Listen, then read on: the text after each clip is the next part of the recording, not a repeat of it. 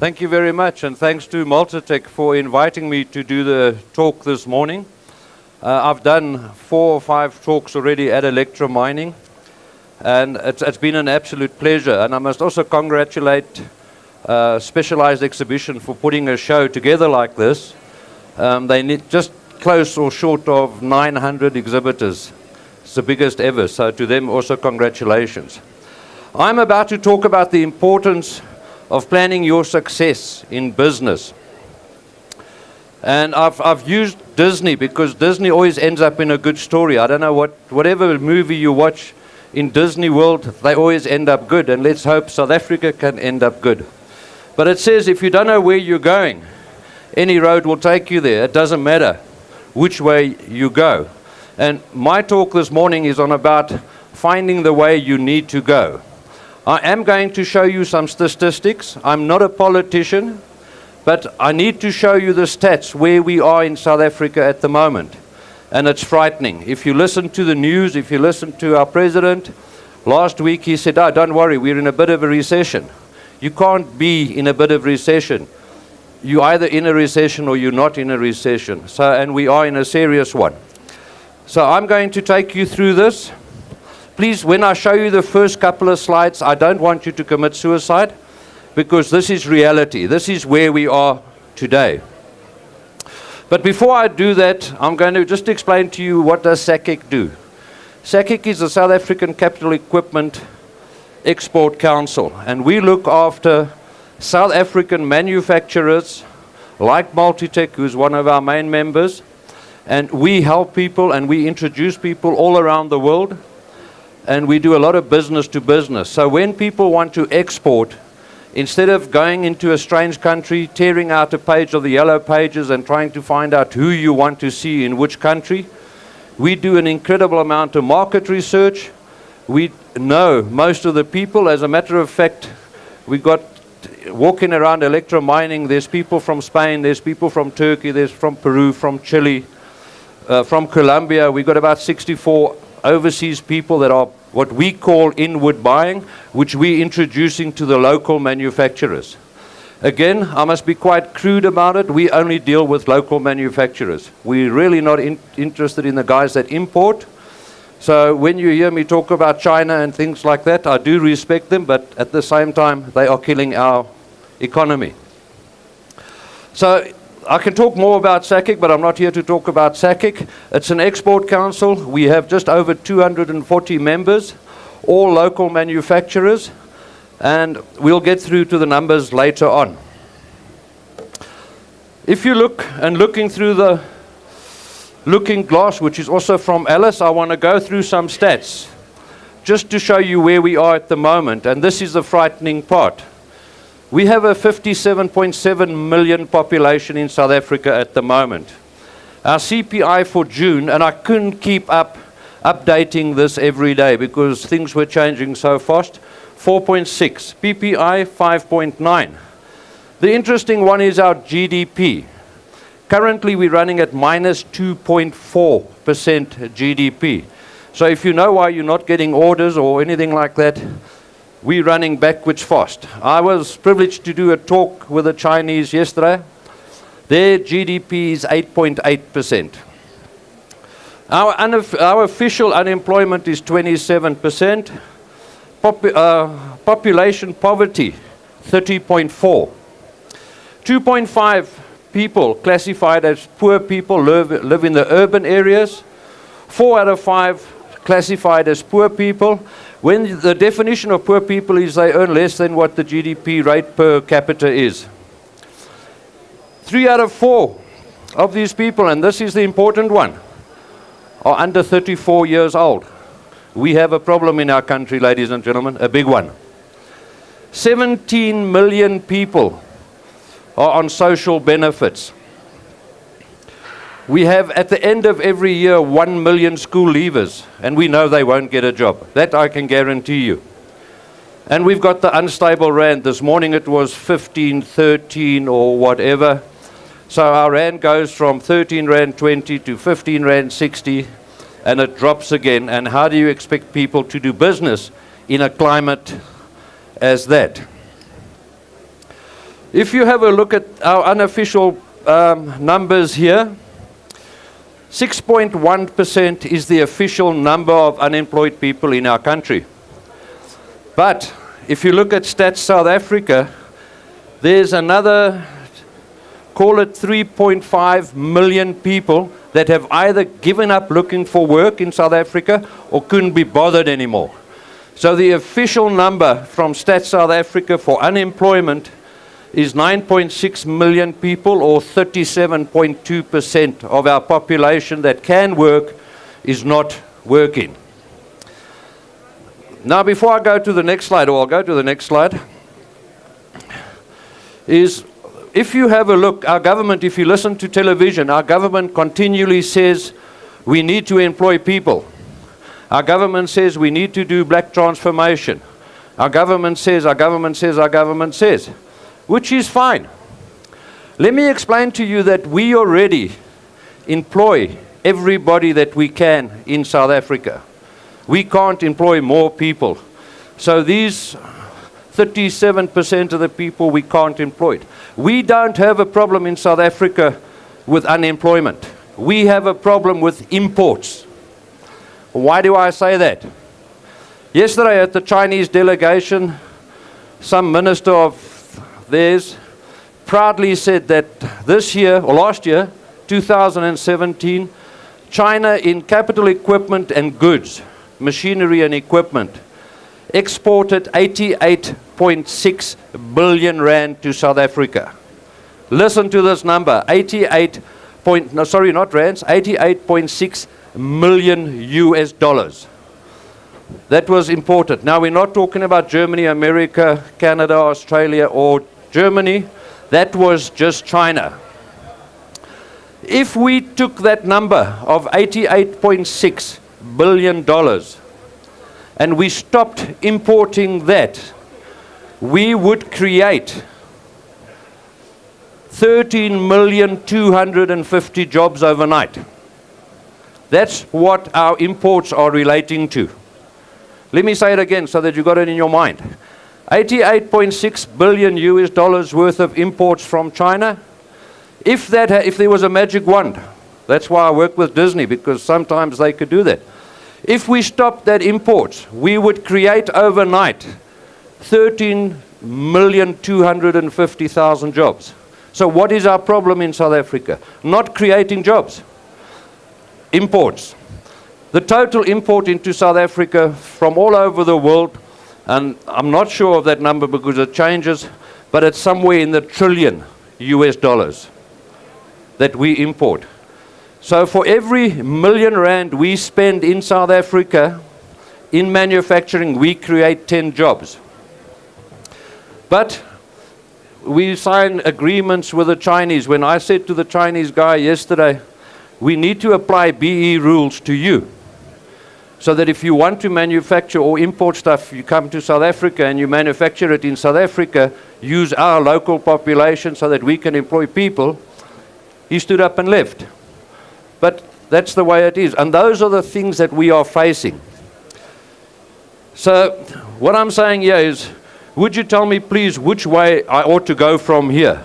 You've seen some of the facts. You've seen some of the stats, and you know what's happening. So how do we go from here?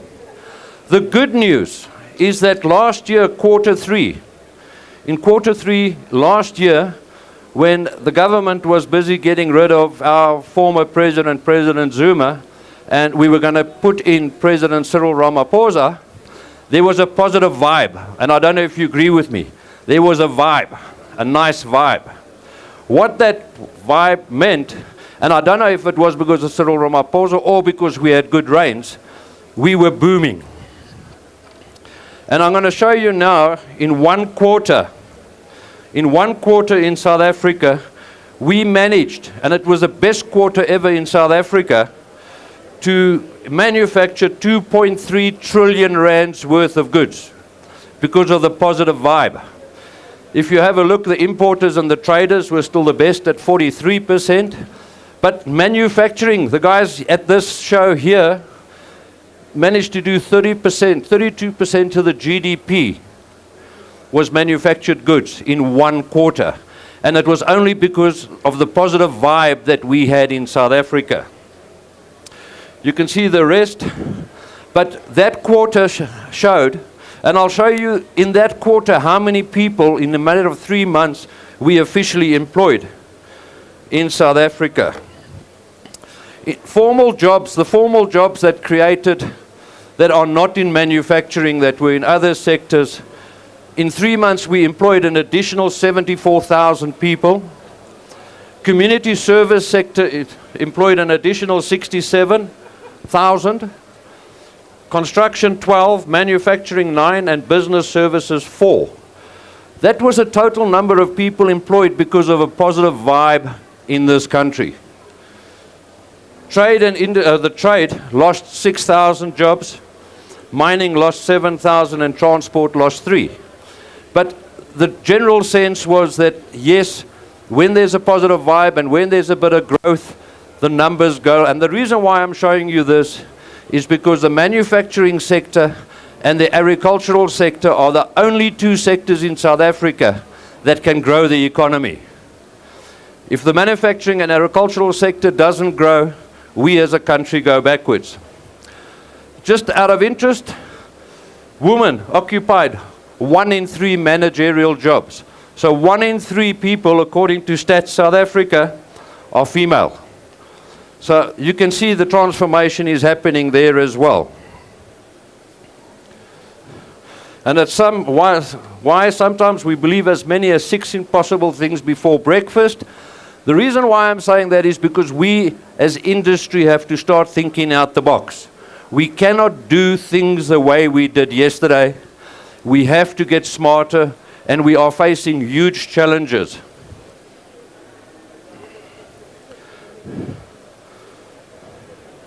Now I just want to show you also, just before you all commit suicide, is what has the fall in industry been. And the fall in industry, if you look at manufacturing in 1980, manufacturing in 2016 has dropped. If you look at mining, mining was the second biggest besides manufacturing in South Africa, and mining has dropped down to number 8, which is crazy. So where South Africa was a major mining country in the world, our equipment is still wanted all over the world. Inside South Africa, our mining has dropped to 8th position. Trade has stayed much the same, and finance has gone up. And I don't know if that is people financing overdrafts or if it's just the financial sector in Africa, but we won't go into there. What is interesting here is that all of you that can work for government should go and work for government. Government at the moment is paying 40% more salaries, or 40% higher salaries than what private sector is. And it's the first time in history that it's swung. Private sector was always the sector that people wanted to work in. Now government, and you can see government is now on top. We have more people working in government than what government actually knows what's happening there. Transport has increased a little bit, and that's because Transnet, although they're supposed to own a lot of trains and they're supposed to be transporting everything on our rails, they don't do it. So now you have to spend money buying trucks to get your stuff from point A to point B. This next one is agriculture. Agriculture was number 7 in the world. In South Africa, we're now last. And in the last quarter, agricultural dropped by additional 29%. And the reason for that is because, again, our government doesn't think, and they start talking about land and everything else like that, and the people that do have land and do have big farms are now saying, hold on, we now need to wait what's happening.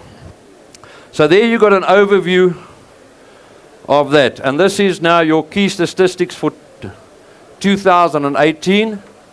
Again, you can see our GDP is minus 2.2%. And you can see, I'm not going to go through it all. This is 16 through to 17. And you can see the government spend and the private sector spend. It's crazy. And that when you see graphs like that, you actually know that you are in a recession. and we're going to have to get out of this recession. How? I'm not quite sure yet. The next thing is which way you ought to go depends on where you want to get. And I want to show you this slide. This is the Chinese, and I've used, or not Chinese, BRICS. South Africa is part of BRICS, and you see the Chinese and the Russians and the Brazilians coming out here, but we need to put it into perspective.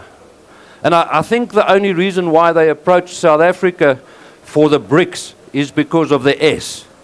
They didn't want to take South Somalia, they didn't want to take Somalia, and they didn't want to take Senegal, so they decided on South Africa because the word BRIC didn't sound good, so they put an S onto it.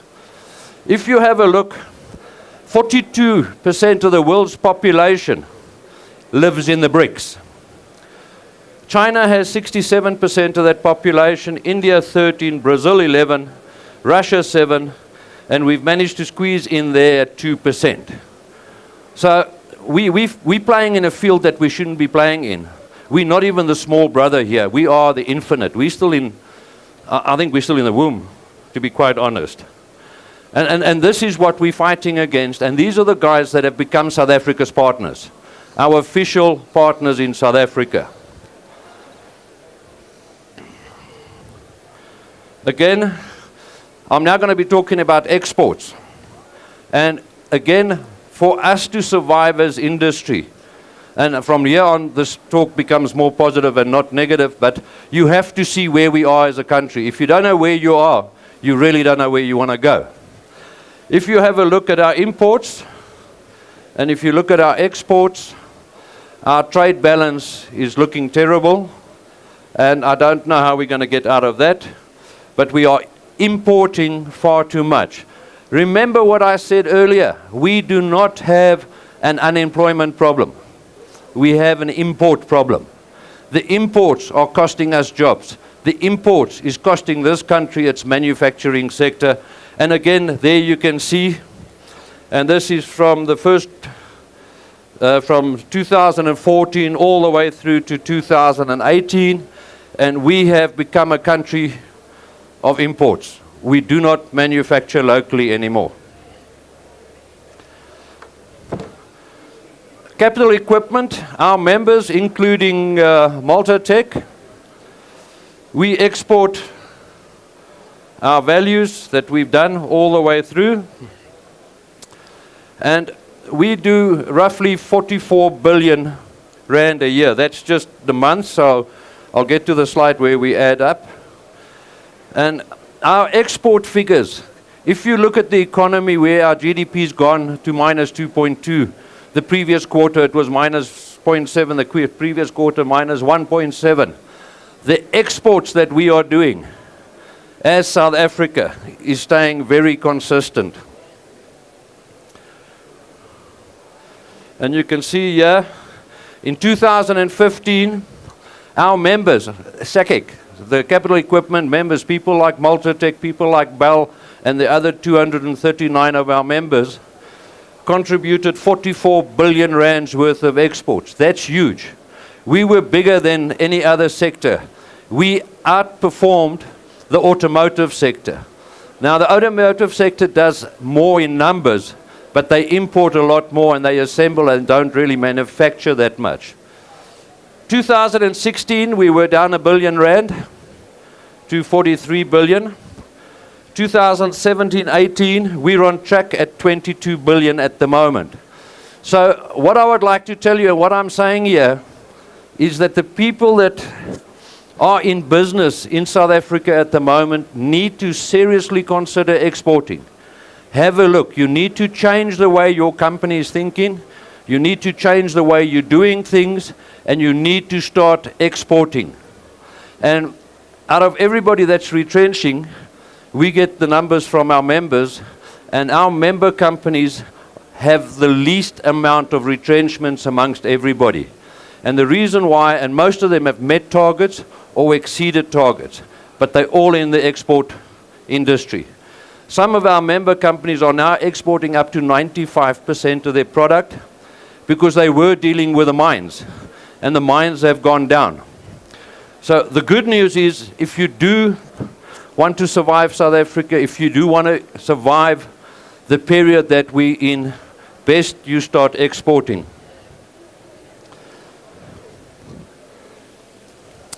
We've got a local manufacturing expo next year. We've got our own stand here in row H. And the idea behind the local manufacturing is to promote local manufacturing to the rest of the world. I was speaking to the organizers this morning for electromining, and they're doing a fantastic job. But they expect 30,000 people to walk through the show between Monday and Friday. From a foreigner point of view, there's only something like 60 people that have come on organized inward buying missions. And that means that out of the 30,000 people, 100, let's call it 100, are going to be specific coming to South Africa to electromining to see what we have got to offer. Because you must remember that electromining in South Africa, you have the same in Chile, you have the same in Peru, you have the same in Canada, in America, in Europe. You have exhibitions like this all the time. So we decided to go for a local South African manufacturing expo, which is going to be from the 21st to the 23rd of May next year. And that is only for local South African manufacturers. So in other words, the Chinese and the Taiwanese and the Americans, the Germans, nobody can come. If he's not a local manufacturer with a certain percentage local content, he cannot exhibit. And we took a big chance to put this on, and specialized, the same people that are organizing this are doing it for us, for SACIC. And we've already got commitments from 35 countries saying we're going to send inward buying missions. Now, if you think that a mission could be up to 12, 15 people from 35 countries, and that excludes the African countries at the moment, is the whole idea is that the response we're getting from the international market is, yes, we want to come. Yes, we want to see what South Africa has got to offer. So we're looking forward to the show, and we're asking people to support it because it is going to be the first local manufacturing exhibition. Now we need to learn the market and our strengths for the market. And as I said, the stuff you saw before is available. I've just put it in 1 or 2 slides to show you where we are. We need to, as companies in South Africa or as South Africans, we need to find different ways of doing work around the world. And I was speaking to Thomas, and he's got the right idea. Multotec doesn't just sell a product, they offer a service. They offer services all over. They're making their customers' lives a lot easier. When I speak to other companies around here, they've got the same. We have to change the way we're dealing. I don't believe that the Chinese, or anybody for that matter, are going to stop what they're doing and come to South Africa to manufacture in South Africa so that we can employ more people. We are just going to have to rethink our own way of doing business. I was asked yesterday to have a look at the technology happening in this show, and I was the judge on the technology of different companies, and I was absolutely blown away by companies, local and international, at the new technologies that are being launched at this show. And I also don't believe that nearly 900 companies will exhibit at a show like electromining if they don't believe in the future. But I believe that we have to create our own future. This thing of running to government for help isn't going to work. Government doesn't know which way to go. They're stuck. They're in a political mess. So we have to look at our own technologies. We have to look at ways to go forward. And I can tell you that SACIC and there's other export councils are doing a great job. If you think that as South Africa, and I mentioned it earlier, we exported 178 billion rand into the rest of the world last year. That is huge. Our HS codes for our members, 44 billion, that is huge. So the opportunities are there. We just need to look for it. And I do believe that if we're going to survive as manufacturers in South Africa, we need to relook at the way we do business. We need to understand our oppositions. And our oppositions are the guys, not the guys manufacturing in South Africa next to you, not the guy that's sweating blood every day next to you, but it's the guys that are importers, the guys that are bringing stuff into South Africa. The Chinese were very proud yesterday to say that Palabora, that whole process plant at Palabora is theirs. They've just installed 3 new process plants in Zambia, 2 in the DRC, and they're talking about others in Africa. And I sit there as an exporter or a South African running a business saying, how do we compete against this? These guys are doing it. They know. They've got finance that we don't even think of. The Chinese bank was saying they were there. They're the 3rd biggest. They're giving people interest free. They do this. They do that.